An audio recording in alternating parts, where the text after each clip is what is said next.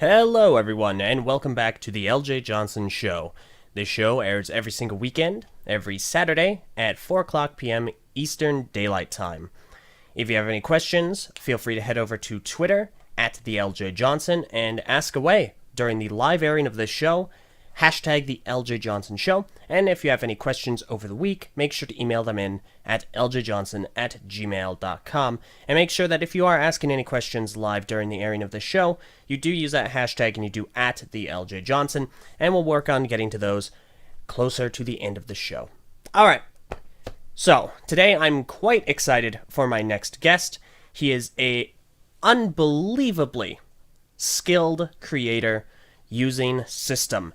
And that is something that I do not dabble in at all, so I'm incredibly excited to talk to the man, the myth, the legend. That's right, I'm talking to Fortnite. Can you guys believe it? No, of course not. It's actually Nick Brick. How you doing today? Doing wonderful. How you doing? I'm quite looking forward to this discussion because I feel a lot of our common interests just blend perfectly. Like Lego? Lego, Overwatch, video games. I'm quite excited. Oh, me too. I thought it was just Lego. I didn't know anything about you. Well, that's perfect. All right. So, how have you been? Go ahead and introduce yourself. Tell us a little bit about yourself, and we'll get the ball rolling. All right. Well, I'm Nick Jensen, also known as Nick Brick, and I build a lot of different weapons, props, cosplay items from the video games and movies that I play and watch. Huge fan of first-person shooter games, even though I'm terrible at them. I love to play them. And yeah, it's like anything like Halo, Overwatch, Rainbow Six. Huge fan of the multiplayer component, even though I love a good single-player story. It's mainly about the competitiveness of multiplayer, trying to beat your opponent and outskill your opponent in battle. Fair enough. Yeah, no, I completely agree. That's people would describe me as a competitive person. I would beat them and then say that they're wrong. No. Well, you are wrong, and I'm going to beat you in conversation or something like that. You know what? Fair enough. Some people would say there was an attempt. I would say there was a success. So, all right. You can win at anything. Oh yeah, no, I think that's applicable to a lot of situations. So 1v1 me after this. No. Careful what you wish for. Oh, I wish to fight the best of the best. I keep on joking with everybody that I play Overwatch with. It's like I already told you I'm terrible at shooters, right? It's okay. Probably win, but I'll still try. You get better by fighting people that are stronger. So that way, iron sharpens iron. I think the saying goes. But let's go ahead and get into your repertoire of skills. But first, start kind of humbly. How did you start getting into Lego video games as a whole and started getting into this? Well, I started with Lego when I was probably like 2 or 3, with Duplo and whatnot, moving on to regular Lego. Earliest Lego set I can remember having was in the space themes, the Explorians, and of course some of the town sets, like a lot of police vehicles. And as far as gaming, I started with the Super Nintendo, playing Super Metroid and Super Star Wars. I remember playing the Alien 3 platformer when I was like 5 years old. That's a thing? Yes, it is. I haven't played it since, so I don't know if it still holds up, but I remember it being great. So that's all that counts. Starting with space and the town sets. Trying to remember. Yeah, and of course, being obsessed with the Star Wars line as soon as that came out in '98. Went to the first Star Wars celebration in Colorado and got the Anakin's pod racer set, and thinking that was the coolest set ever. 5-year-old me was obsessed with it. So yeah, from there, I played a lot of platformer games and built a lot of Legos, trying to make my own creations. Um, what started the weapon rebuilding, strangely enough, was like growing up, I would be playing the Bond games. First one I played was Agent Under Fire, and then moving on to Nightfire on the PlayStation 2. Never got GoldenEye for N64, so that's not something I'm nostalgic for. But like the games after that, I played a lot, and it kept on moving on to like Star Wars Battlefront and GoldenEye Rogue Agent from 2005. And one time, me and my dad were playing the multiplayer in that game with one of my dad's friends watching over, and he had mentioned that this game looks a lot like Halo. And we were wondering, what is Halo? Well, within the week, we bought an original Xbox with Halo and Halo 2, played that so much, and it got to the point where I started tinkering with Lego bricks. I didn't have any Nerf guns or any water guns growing up, but of course, wanting to act out these games and all that, I started building with Lego these weapons, and the first Lego weapon I made was a needler from Halo. Ooh. It was, I think, like 8 inches long, so not quite life size, and it was sand blue and dark blue with red 1x8 and 1x6 plate needles. Oh my so goodness. It did not look great, but it was a start. That was the first Lego cosplay weapon I ever made, and that was in 2005 or 2006. Now, with that being built, I was still building like spaceships and whatnot, and I was posting on Lego.com. Yeah, way back then. But you weren't able to post builds like that onto the Lego website. You couldn't post life-size weapons there. But I really wanted to share these builds with the world, so what I ended up doing was making my mock pages like a couple years down the line after just being frustrated. I couldn't post these online. Making a mock pages in 2008, posting a bunch of my different weapon builds, and then after all the feedback poured in, I was able to try to make my replicas a little better, a little more realistic. And then I joined Flickr a year later. More helpful builders on Flickr to help me like flesh out my style, make my builds more detailed. And then in 2012, I decided that photos of the functions in my builds were not satisfactory, as better shown in video. So in 2012, I started my YouTube channel just to show the functions of my builds. And now here we are, 2018, with my primary focus of posting online being on YouTube, but I will still post on Flickr and then Twitter, Facebook, and of course to privately with my friends, just showing work in progress and tell me if it's good or not, all this kind of stuff. Wow. Okay, so that's quite a journey you have there, getting from kind of trying to break into it via Lego.com and then branching out so heavily into a bunch of different community outlets. Yeah, it's a lot to manage, I guess, but and I try to, and when I get a post ready, I try to post everything within an hour of each other. So that it seems like super even, but sometimes I would forget which media outlets I'm on. Yeah, but that's perfectly understandable, because I see that your photography is incredible, and that lends itself really well to posting to all of these different places. Like, I see the stuff you have on Twitter. There are some images I pulled there that I'll kind of have periodically shown throughout this video. Right now on screen is the tracer equipment from Overwatch that you made. And I believe you received a few awards at one of the LEGO conventions for this specific creation. Yeah, past Brickworld Chicago, it was nominated for Best Replica. it didn't end up winning that, but that same year ended up winning the Brick World Master. So I can't complain. That's pretty darn great. Yeah. But yeah, that was an interesting project because that wasn't my first wearable item that I had built. Like before that, I had made the time travel device from Titanfall 2 that you wear in your hand, and an ODST helmet from Halo that could actually be worn. It was everything but the visor.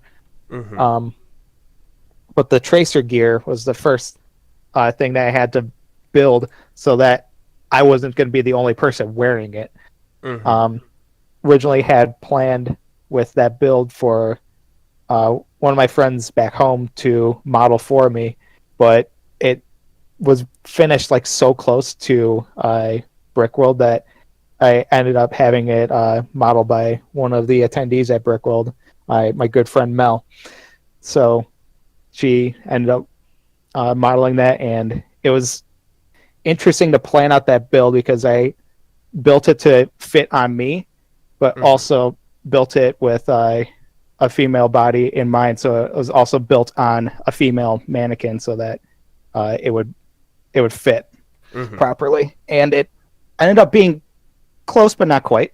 But yeah, I thought like given the challenge of being able to have it worn by multiple different people and not have to do major adjustments, it was quite the challenge. And then of course trying to make it without any glue or any adhesives, it was held together by so many of those smaller mixel ball joints. Oh my, yeah.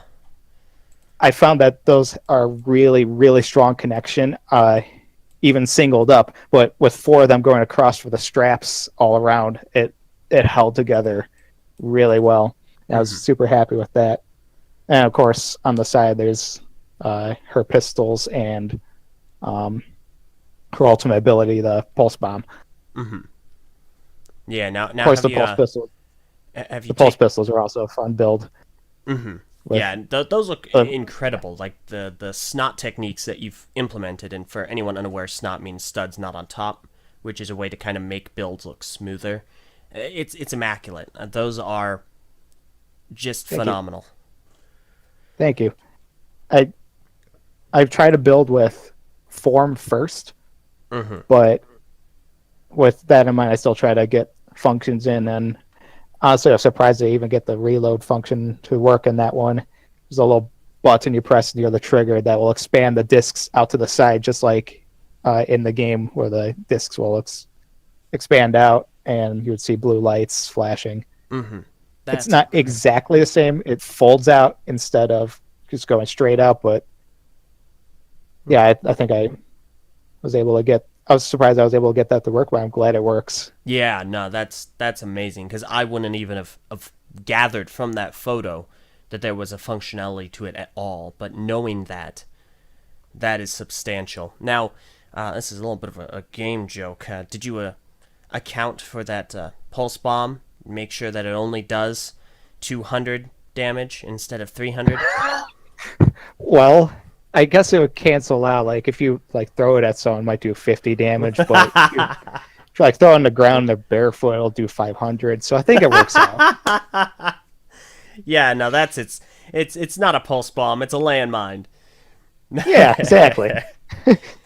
That's amazing. Yeah, no, this is astounding. It's this kind of stuff that really takes me aback, because it's so brilliantly implemented and kind of articulated. Like even the goggles, I can't imagine that was any easy feat. Oh no, not at all. That was so I'm very picky with shaping when I do builds at life size. So what that means for the goggles specifically is it's super tempting to just use any cockpit piece or any canopy piece and just like work off that shape. But I wanted the shape of the goggles, not like the shape of the canopy. So even though it has canopy pieces in there so you can see through it, I still have extra trans orange pieces surrounding it so that it matches the shape of Tracer's goggles in the game. Yeah, no, So I think. Oh, go ahead. while it would makes it, it seems like of a lot of builders, like unlike what I do, would try to go for nice part usage, and I definitely respect that. It's definitely an interesting way to build. Building at the scale that I do is less about the nice part usage, the clever parts usage, using the lesser known pieces in Lego's collection, and just more about getting those shapes and getting that stability and considering the size and the scale. Hmm. A very different way to build. No kidding, and I think that's quite evident in the appearance of these creations. I'll actually go ahead and bring another one on screen here. This is actually your avatar. It's the difficulty kind of symbol for Halo, the Sangheili skull, and then you got a couple of battle rifles behind it. And I figure That there's goes way back. there are some Photoshop uh, tricks being implemented here. Yeah, I didn't have two battle rifles, nor is the Sangheili skull at that scale. But yeah, it was just emblem that I came up with because beforehand I used to have like my Xbox avatar or some Halo helmet as my icon. I decided I should make my icon something that I made, Mm-hmm. and that's what I've had for I don't know, at least 5 years. Goodness.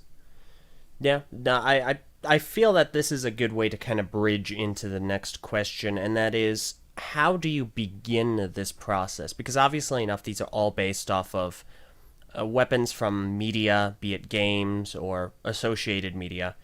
How do you pick something and then move into the building process?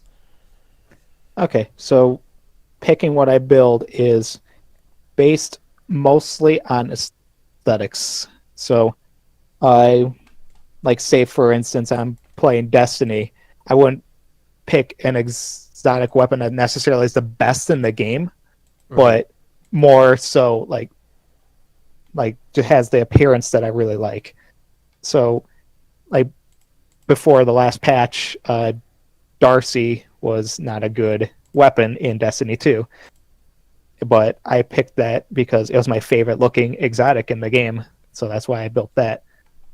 Mm-hmm. Other things that influence my decisions to build is if I'm a fan of the game and the next in the series is coming out, I would look for any reference pictures or anything about new weapons that are going to make it in the game. Like the battle rifles that I've shown in my icon, I built that. It's from Halo 4. I built that before the game came out when they first revealed that the battle rifle 1 was coming back and 2 looked the way it does. And Mm-hmm. I thought it was a beautiful weapon design. So I decided to gather as many reference pictures I could from the Halo 4 reveal trailers and any behind the scenes and build from there, Okay. which is really difficult way to build when you have very little reference, but Mm-hmm. it's always fun to have something to share with people before a game comes out or before it's released. Mm-hmm. Yeah, no, that makes a lot of sense. Have companies ever kind of reached out? Have they seen this, like say Bungie or 343, and gone, "Wow, this is fantastic. Can we kind of showcase this?" Yes, it's always fantastic when something like that happens. Just to be able to have the people, the artists that inspire you, tell you that your work is good is I I have no words. It's I can imagine that's yeah, kind of it makes you feel accomplished. perfectly understandable. Yeah. I actually have on screen the rifle in question, Darcy, that you mentioned earlier. I can't imagine this was any easy, like kind of like the goggles, any easy accomplishment because you use a lot of turquoise tubes, which is, I believe, kind of an uncommon, putting it lightly, color of piece to find. It used to be. They brought back teal this year Oh, that's with right. the elves sets and all that. But yeah, as I started the build, it was yeah discontinued.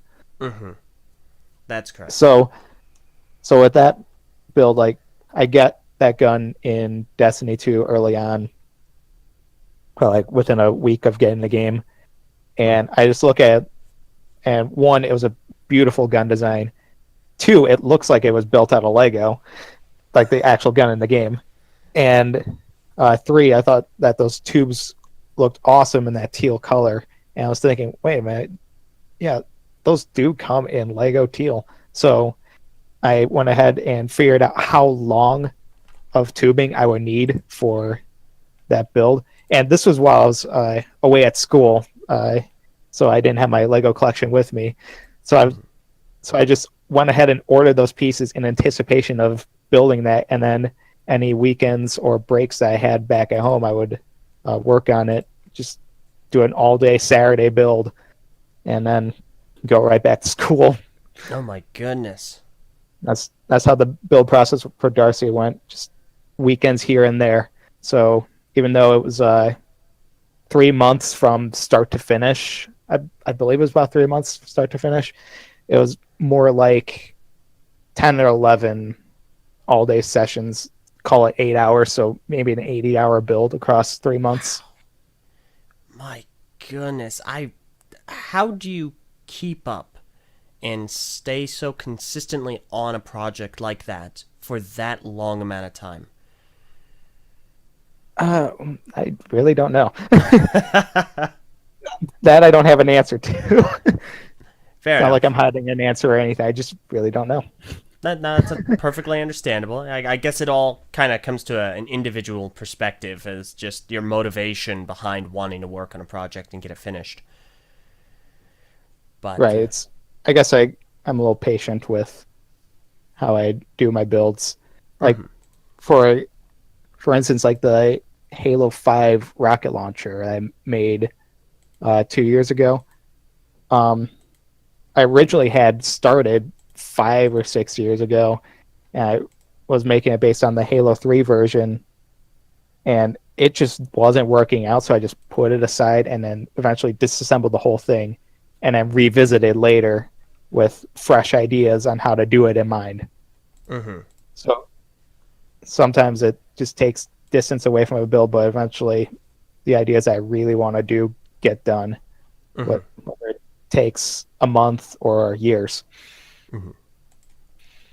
Okay. That's understandable.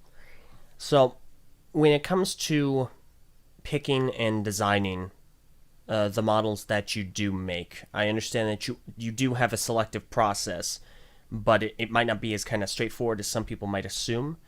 So I'll kind of ask the general question: do you only make models out of games you play, and do you only play games of which you will make a model from? I typically only make models from games I play, Okay. and I get a lot of requests on YouTube comments and whatnot for make such and such gun from such and such game.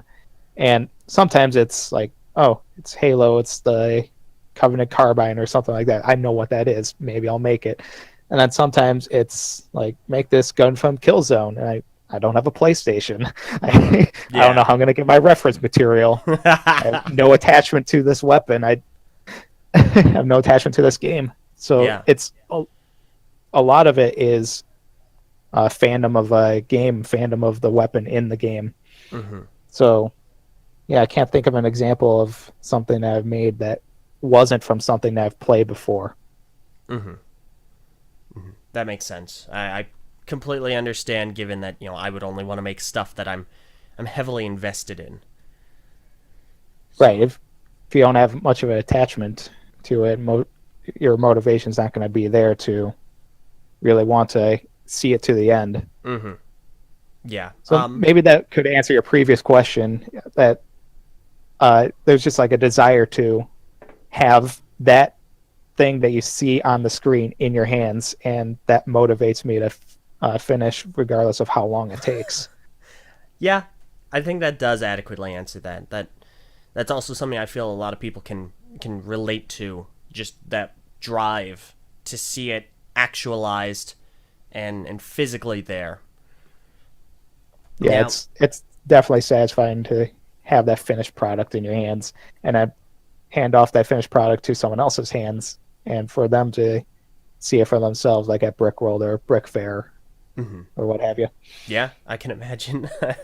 I've only gotten the one opportunity to see one of your creations in person, and even then it was behind a mask and a few feet away. So Close enough. yeah, that'll do. I'll live off of Next that time for a at bit. Brick Fair, we'll change that. Are you going this year? This year I am not, Oh, fortunately. darn. But I would love to go back. Okay. That was a fun convention. Yeah, no, that was a blast, and I think this year's going to be quite a joy as well, and next year additionally. All right, I'll definitely consider next year. Please do. Please do. It gets a lot more difficult considering school, but yeah, it's always in August, so that's a little bit more manageable than say like BrickCon or a BrickCan, which always falls in the middle of semester. Yeah.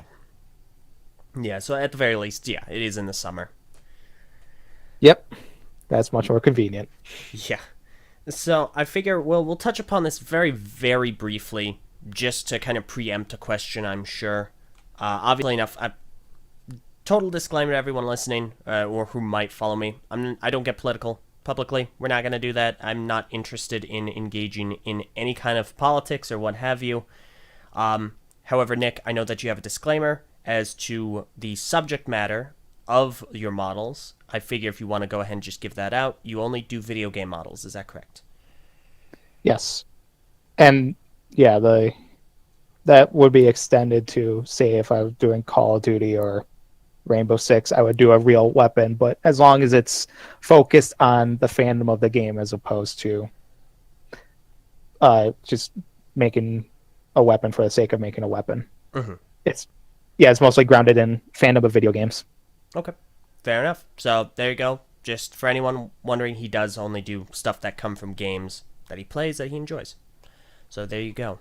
I'm also going to take this opportunity to remind everyone that if you have a question, feel free to send it over on Twitter, hashtag the Eljay Johnsen Show at the Eljay Johnsen. And you will also be able to ask any question you may have in the live studio chat. Well, I say studio, but it's kind of a takeaway from TTV. And in the live chat on YouTube, where you can ask anything and we'll get to it toward the end of the show. So, all right, let's go ahead and move on. There is another model we have here, and I feel like this is one of your older models. I don't recall exactly the time frame, and actually, I'm not too certain as to what game this might be. Let me go ahead and send it to you so that you know what it is. I believe it is... Let me see here. If I'm not mistaken, this looks to be a Titanfall 2 submachine gun. Yes, that is the alternator from Titanfall 2. Okay, now So this is kind Go of ahead, an involved, kind of colorful build. Take us through the kind of process that you went through with this.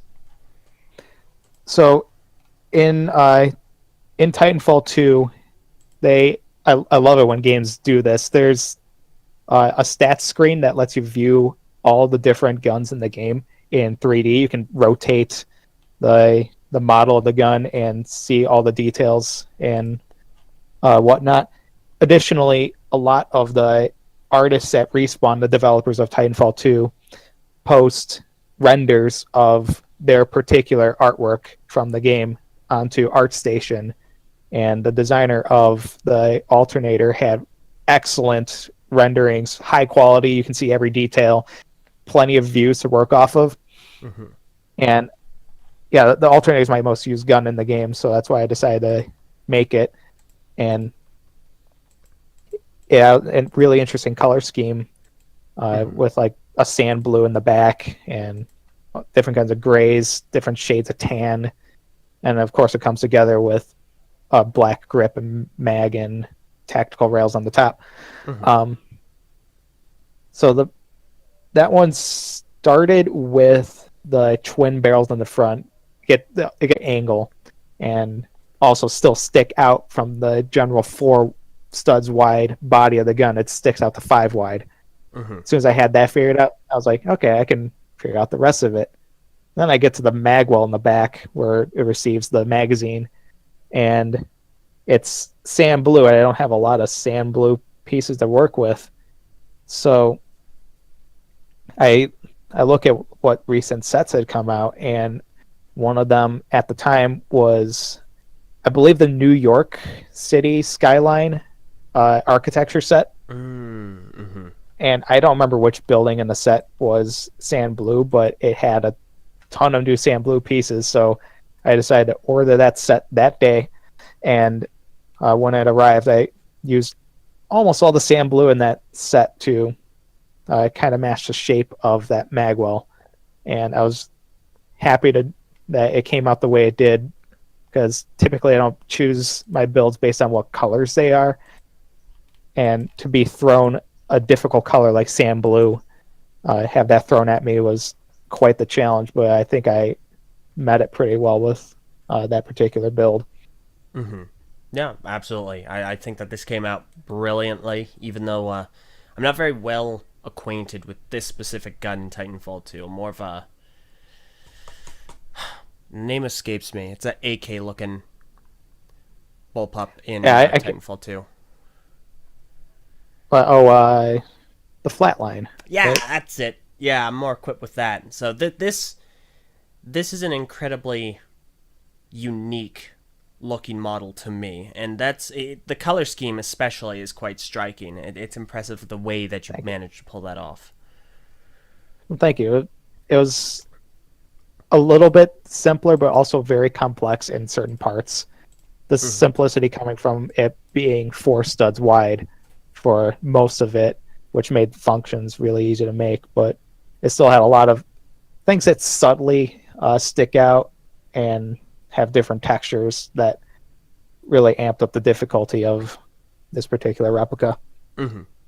Absolutely. And on that note of difficulty, are there any in-game weapons that you want to make but might not be an achievable design right now that prevents you from doing so, or is everything fair game? There are definitely some barriers to my design. Like, I prefer hard angles or more cylindrical shapes if they're going to be curved. Mm-hmm. So, like, for example, something like the Vex Mythoclast in Destiny, which is really curvy and really flowy, wouldn't really lend itself to my building style, for example. But like one of the builds I wanted to do for a long time, like the Brute Shot from Halo, that's my favorite gun design in all of Halo, and I wanted to build that for years, and I'm finally working out how I can make that shape. So constantly thinking in my head, like, even if it seems impossible, I'm still going to try to work out in my head how to do certain parts. But yes, there are kind of barriers to what I would be able to build. Mm-hmm. And then there's some builds that, like looking at the weapon model in a game, you'll just be like, hey, that would be really easy to build. And you go to build it, and no, it isn't. Goodness. Like what I'm currently working on is I'm working on one of the weapons from Rainbow Six Siege, and it's a real weapon, the Scorpion Evo carbine, and it looks simple, looks super angular, but actually building it and lining it up with reference photos, it's proving to be quite the challenge, but I think I can get through it. Mm-hmm. Interesting. Do you have any kind of an estimate as to when you might be showing the public your next creation? Brickworld, hopefully. Ooh. That coming up in a couple weeks. Yeah, that's soon. Yep. All right, interesting. The plan with the Rainbow Six build in particular is I picked a character from the game and decided to make an item from every single slot in the game. Oh. Like every single... Yeah, so like say if I was doing Titanfall, if I was doing a full loadout for Titanfall, I'd do a primary, secondary, secondary ability ordnance. And so, like with Rainbow Six, I would do a primary, a secondary, their special ability, and then one of their gadgets. And the character I picked was Ella. She's a Polish defense operator. So, making her primary submachine gun, not going to do her shotgun. Her secondary pistol, her special abilities like a proximity mine, and finally for her gadget, you have a choice of crouch height cover and barbed wire, which neither of those are really easy to make with Lego. But the first thing I ended up making was the barbed wire. So got 32 feet of Lego barbed wire for stepping on barefoot. Oh, I imagine that's not pleasant. Goodness, just lay that out. Say, all right, well, if you want a prize, just walk the entire length of the barbed wire. Maybe I should do that, Brooke. We'll have an event where you have to walk on it. Oh, gosh. Do a Lego barbed wire fire walk. Get a copy of the game and or equivalent Lego set. How rich do you think I am? I'm going to offer a high five. Okay, fair enough. It's perfectly reasonable. That's fascinating. You got me, though. A Lego Brute Shot sounds amazing. I'm a little more partial to I don't know, maybe a Lego Energy Sword. Although I can't imagine that would be a inexpensive creation, given the color. I've tried that before, and I was not able to hold it. So, nuts! The only photo I have where it looks like I'm holding it straight up to the sky, I'm actually just dangling it down in Photoshop the angle. It did not hold together. Yeah. Ouch. Maybe if I figure out a better way to do it, but right now I don't have a better way to do it. There's only a certain, I can imagine there's only a certain amount of stability to these kind of longer builds. Oh yeah, definitely. I like occasionally making a sword or something like that with Lego as opposed to a gun all the time. And it kind of is similar to like making a sniper rifle build where I want to try to avoid having the barrel sag on a sniper rifle. With the sword, I want to avoid having the blade snap when you hold it. Yeah, no, that's completely understandable. Okay. Moving into a little bit of a more, I don't want to say traditional Lego model, because I don't know if there's really such a thing, but I've got up on screen a model that I believe you are the creator of. I believe they call it the Hand from Super Smash Brothers. Yes, Master Hand. Yeah, that's it. And I kind of want to talk a little bit about this, because while you do the weapon models and the props, as it were, this is something that a lot of people see out of other builders, these kind of landscape. Much of a, I don't want to say challenge, but kind of a creative difference is it to go from a prop to something like this? Well, I try to think about this the same way as I do a prop replica, with less concern. Build what I see. Avoid fancy parts usage just to do fancy parts usage. Like if I'm able to use a interesting part in an interesting way, I'll do it, but I'm not going on my way to do it, even with these. And originally it was just going to be a main and melee Samus. Sorry for anybody who doesn't like Samus in Melee. I do like to spam my projectiles. And then the Master Hand I thought would be a interesting enemy for Samus to fight, because while most people know Super Smash Bros. And Melee, believe the classic mode. And yeah, I thought that was a different way to take Melee, because of course as a kid I loved the single player mode and wanted to do a tribute to that. Interesting. Yeah, I think that getting to see this kind of dichotomy between a prop that you would make and then something like this is really interesting. It it kind of puts into perspective the design philosophy that you go with, and really illustrates it well, and neat to see you kind of delving into all of these different things. Right. I like to switch it up sometimes.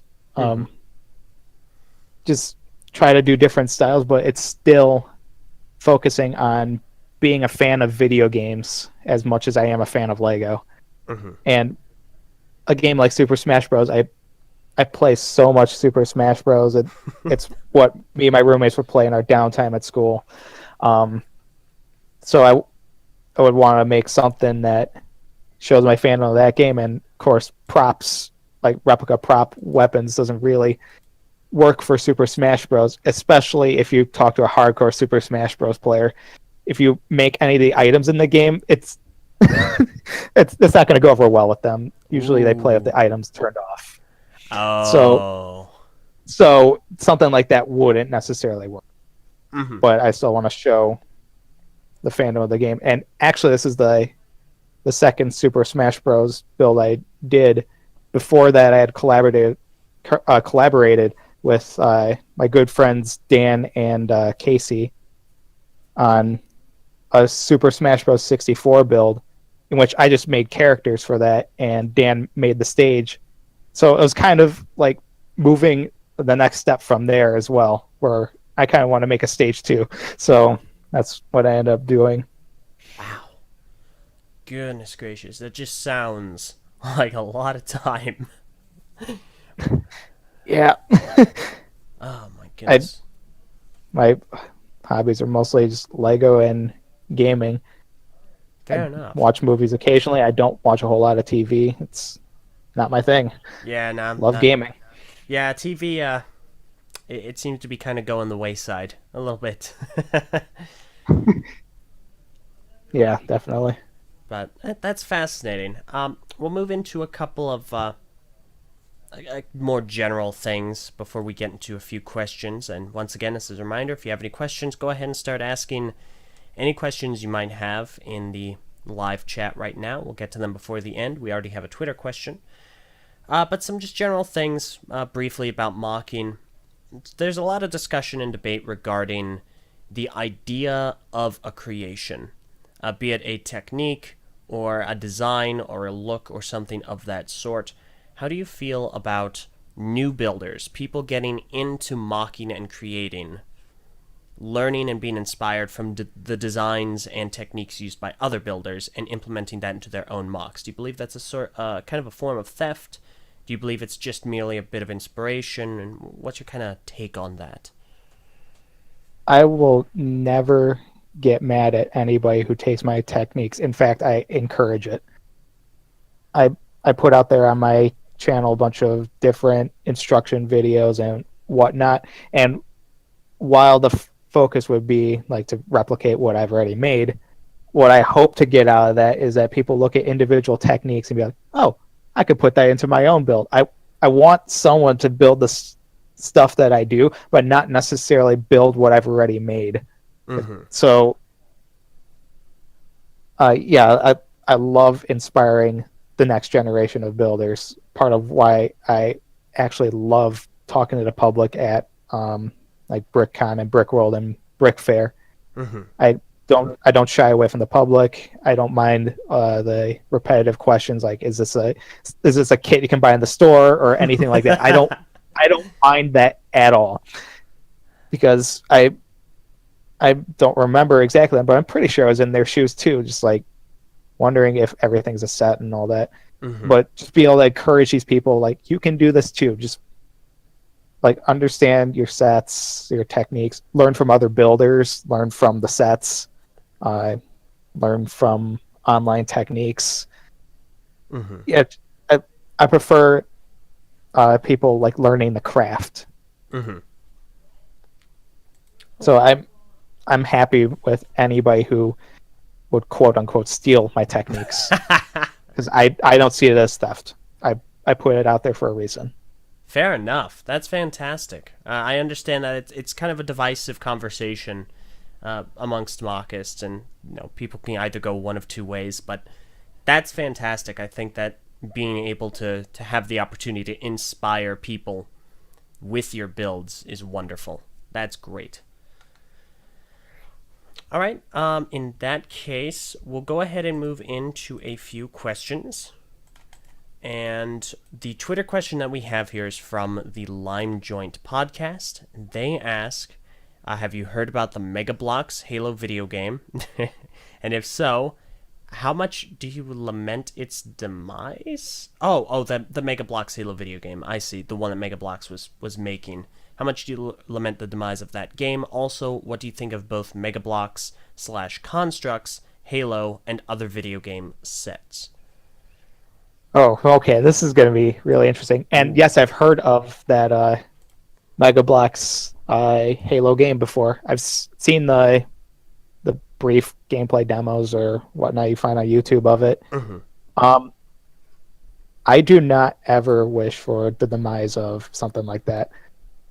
One of the things I get out of building like gaming replicas and them, I guess, being good enough that the developers that inspire me see them is that I get a little bit of an insight to like game development itself. It seems, and I don't know if you would agree with me on this or not, that in general gamers are a little salty and not necessarily the friendliest towards game developers.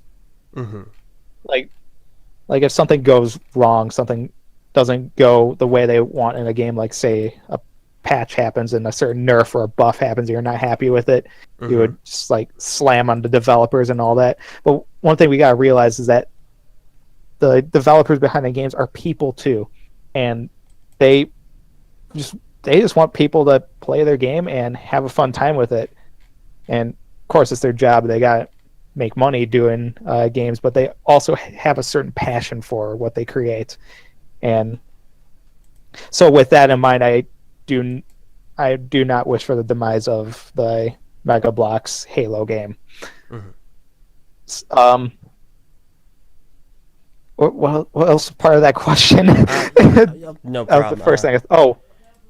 The Mega Bloks and Mega Construct sets. Mm-hmm. What do I think of those? Mm-hmm. What do you think of the Halo franchise that they operate, as well as the others that they do? So presumably Destiny as well. Not for me, but I guess I'm fine with them existing.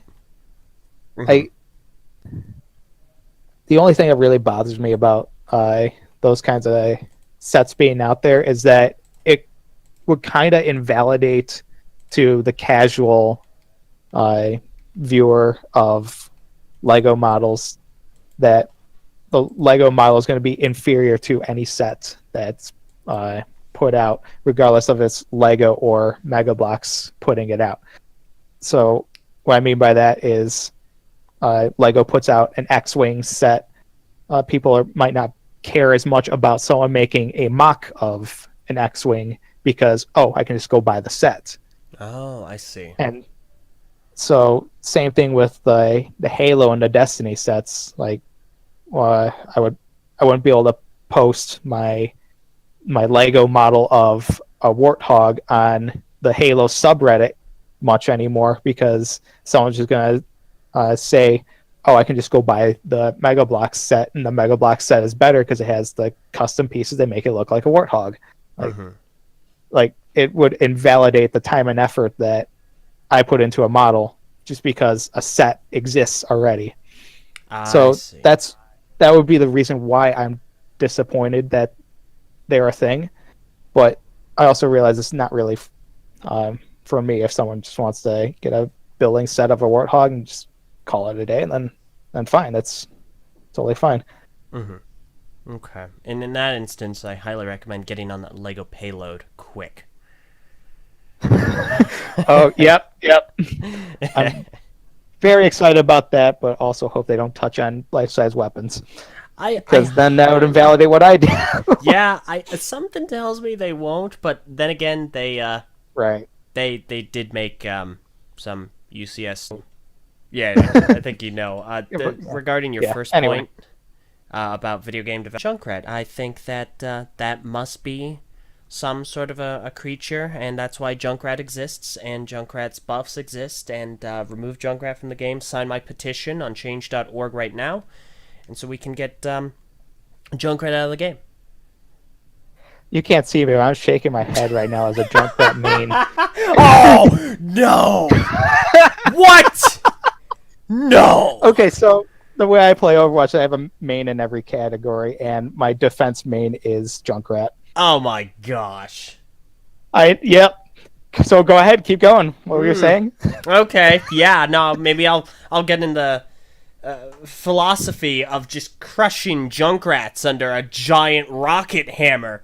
Or maybe, talk about how to best defend against that stupid martyrdom as the grenades fall down once you brilliantly kill him and you have to throw your shield up. And then I switched to something like, I don't even remember. I think it was steady aim was my usual go-to. Yeah, like there's a little bit of balance. Like, do I want to be a good sportsman or do I want to win? Yeah. No, it's like you got martyrdom, you got last stand. It's just, well... I would never do last stand. That's just a lazy inevitable. Yeah. I just want to get back on my feet. I tried it a few times, and it worked, and then it just became strenuous. So I just like, okay, fine. You win. Good job. It's the worst when you forget you have that equipped. Like, oh, I'm dead. Wait, no, I'm not. Now I'm dead. Yeah. It's like you get that little bit of hope, and it just gets sucked away the second you realize, I should have been paying attention. Yep. Oh, goodness. All right. Well, in that case, once again, anyone who has any questions, feel free to ask now. We're going to go ahead and wrap up pretty soon here. But in the meantime, let's talk shop a little bit. You play Overwatch. You said you have a main in every category. What are the other categories? Attacker, I like playing Tracer. Okay, fair enough. Defender, I like playing Junkrat. Tank is Diva, and I'd say that's my overall main. And then when we need a healer, I usually play Zenyatta. Oh, Zenyatta, okay. All right, fair enough. Zenyatta's fun. Yeah. Now, do you play any competitive? Do you try and rank up in that at all? I did on Xbox.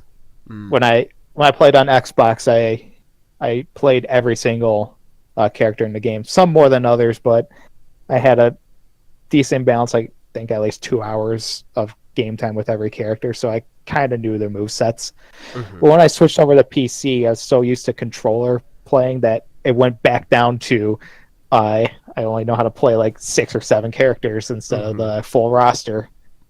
So with that in mind, I haven't played competitive since switching to PC. Fair enough. And I guess when it comes to that, the kind of console war, as it were, I figure you're an Xbox player primarily. Not anymore.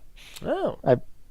I have very few games on PC, but I guess it's more of a social thing. I could play with a lot of different builders in the community, playing Overwatch, Rainbow Six Siege, Destiny 2.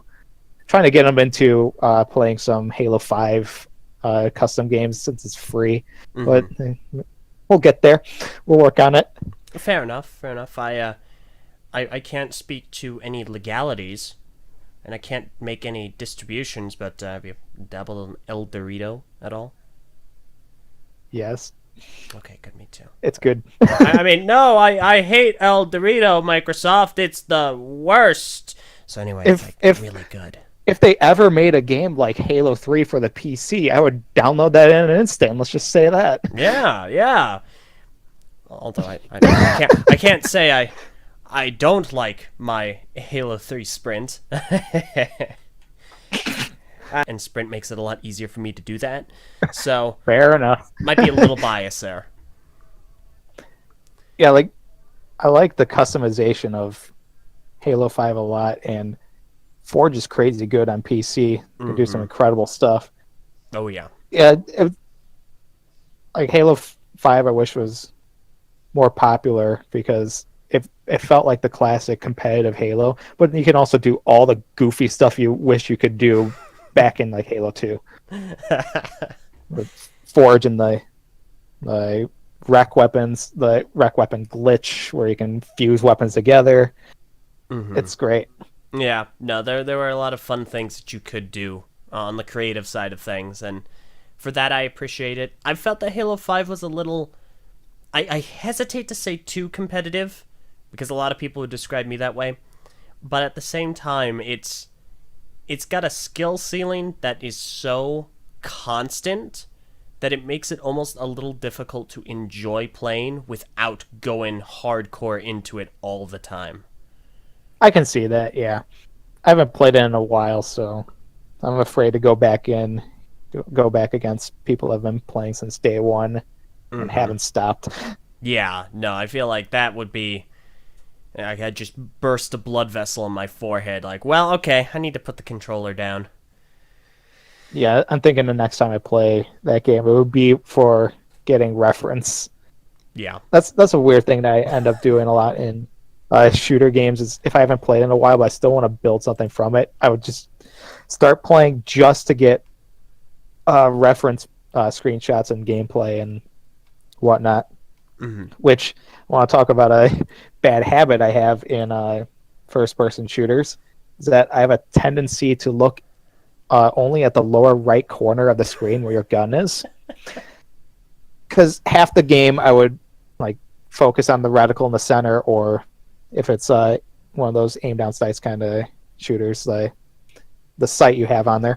But sometimes I would just stare at the gun, see how it all works when you fire it, when you do the reload animation, and just like study its details. Mm-hmm. And sometimes I don't break that habit when I'm actually just playing the game and not playing for research. So I would die a lot because my situational awareness is really poor. Okay, so attack you from your upper left. Got it. Yep, you Fair. figured it out. All right, excellent. That's good to know. No. Good to know for our 1v1. Yeah, I'm telling you, man. That I mean, you play Intervention only, Rust. How dare you? Okay, I'm terrible at Call of Duty. Okay, I only managed, I think, late last year to beat my little brother at a Rust 1v1. That I got some terrible game modes that my friends like to play in Modern Warfare 3. Our go-to is... Are you familiar with Modern Warfare 3 at all? Oh, yes. Map Center? Dome. Mm-hmm. With gun game. Yes! Third What? person? No, not third person. We're still in Okay. first person. We're not evil. But we'd still do first person, but we would do alternate between every pistol and riot shield. And then end the game with 3 javelins in a row. What? So it would turn to, as you're going up to the pistols and shields, like a shield bash war, and you would hope that they slightly turn away so that you would actually get the shield bash off. Mm-hmm. And then when it gets to the 3 javelins, people are on the javelins at that point. We would knife each other. So you like drop back down to yet another javelin. So even though there's 3 at the end, you probably had to get like 10 kills with it. Oh my gosh. It's a tiny map on like that. It's so hard to even get a shot off. You said third person was evil. My goodness. It's like that. So that's something that. This is our go-to mode. How? Okay, well, I say how, but like third person gun game was what I would play with my friend Meso. It's like we would do that just on Dome, Modern Warfare 3 1v1 all the time, and it would always get down to that riot shield. But my goodness, 3 javelins in a row? Are you mad? Oh, yeah. There's not pleasant language or controllers in prime condition at the end of the match. No. So it's great. Oh, that sounds fantastic.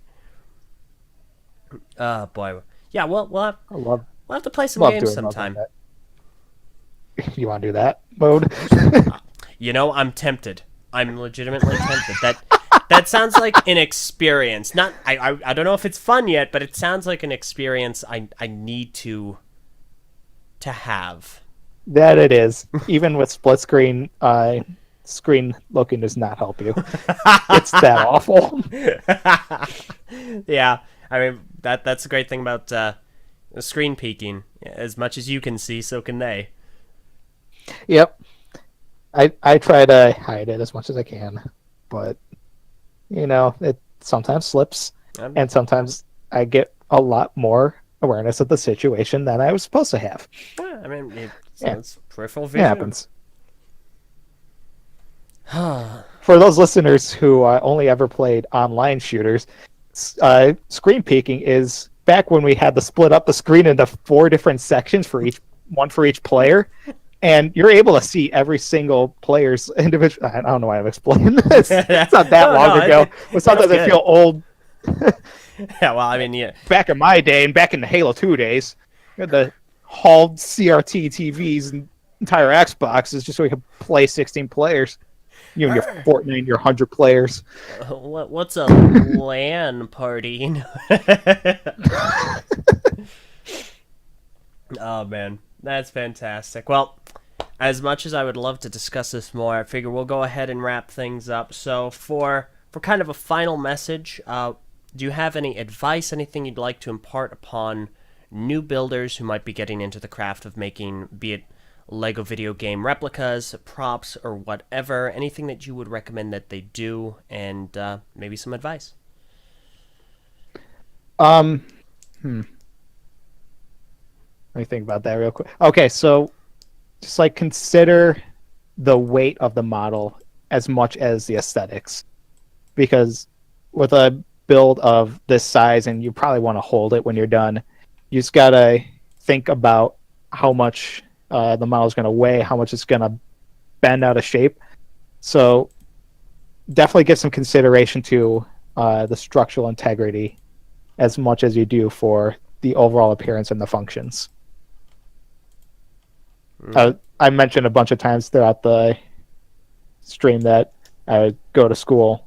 I'm in school for mechanical engineering, and I apply a lot of what I've learned in class to these builds, like thinking about things twisting and bending and shearing and all that. Mm-hmm. So just think about the structure if you're going to build at this scale. And I certainly hope that the viewers are going to try to build something at this scale. It's something I love to see from other builders. Mm-hmm. All right. Wow, fantastic. Well, Nick, it's been a pleasure. Thank you so much for taking the time to be here and discuss your processes and your craft. It's always incredible looking at the models that you create and put out there, and I'd love to have you on. Nice. I'd love to have you on again to talk about even more, maybe even just about games. Did we just start a podcast? What would we call that?